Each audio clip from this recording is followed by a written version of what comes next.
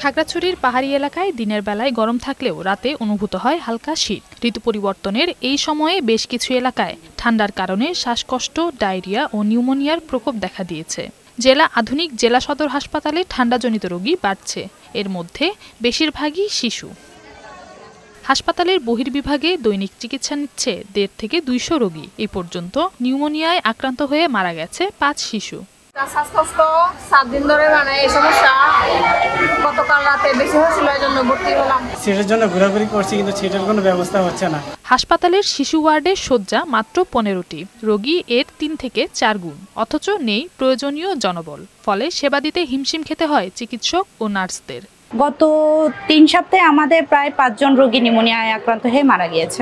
জনবল স্বল্পতার কারণে শিশু ওয়ার্ডে রাতে কোনো চিকিৎসক থাকেন না। কোনো রোগীর অবস্থা খারাপ হলে ভিডিও কলে চিকিৎসা দেয়া হয়। আমাদের শিশু ওয়ার্ডে বেড আছে 15টি, কিন্তু আজকে রোগী ভর্তি আছে 3 গুণেরও ধারণ ক্ষমতার অধিক।